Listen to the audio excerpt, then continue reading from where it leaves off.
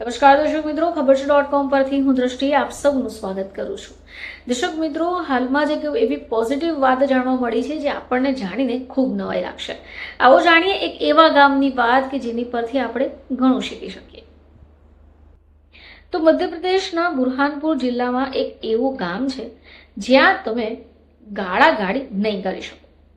હવે આ ગામને આવા અભદ્ર શબ્દોનો ઉપયોગ કરવાથી મુક્ત એવો દરજ્જો પણ મળી ચૂક્યો છે. તો જિલ્લા મુખ્યાલયથી 20 કિલોમીટર દૂર 6000ની વસ્તીવાળું બોરસર ગામ મધ્યપ્રદેશનું પહેલું એવું ગામ બની ગયું છે જ્યાં ગાળ નથી અપાતી. અને માની લો કે જો કોઈ અહીંયા ગાળ બોલી દીધી તો શું થયું? તો ગ્રામ પંચાયત બોરસરના સરપંચ અંતરસિંહ, ઉપસરપંચ વિનોદ શિંદે સહિત અભિનેતા અશ્વિન પાટેલના ગામને ગાળ મુક્ત બનાવવાનું બીડું ઉઠાવ્યું.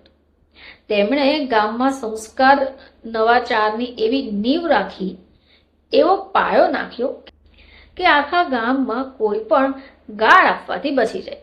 શું અમીર અને શું ગરીબ, ગામના દરેક વ્યક્તિ ઉપર આ નિયમ લાગુ છે.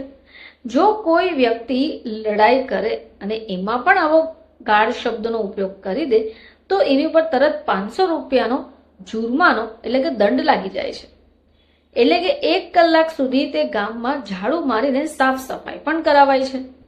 અહીંયા સુધી કે બાળકોથી લઈને યુવાનોના સભ્ય અને જાગૃત નાગરિક બનવા માટે એક પુસ્તકાલય પણ ખોલવામાં આવ્યું છે, જ્યાં ધર્મ, કર્મ, જનરલ નોલેજ, શાળાના પાઠ્યક્રમ વગેરે જેવી ચોપડીઓનો ખજાનો ઉપલબ્ધ કરાયો છે.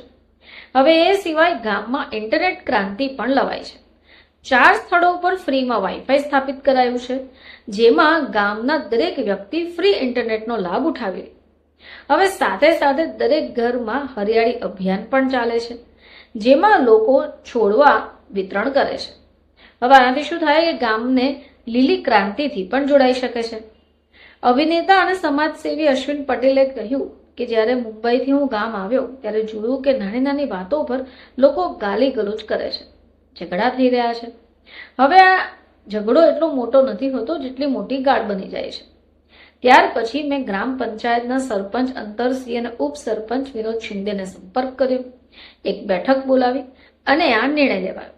પોસ્ટર પણ જગ્યા ઉપર લગાવાયા, જેમાં સાફ શબ્દોમાં લખાયું કે બોરસર મધ્યપ્રદેશનું પહેલું ગામ એવું છે જ્યાં મા બહેનની ગાળો આપવા પર 500નો દંડ થઈ શકે અથવા 1 કલાક સુધી ગામની સફાઈ કરવી પડે. દર્શક મિત્રો, આ એક એવું ગામ બની ગયું છે કે જ્યાં તમે અભદ્ર ભાષાનો ઉપયોગ નહીં કરી શકો. આપ સમક્ષ હાજર થઈશું, ત્યાં સુધી જોતા રહેજો ખબર છે .com.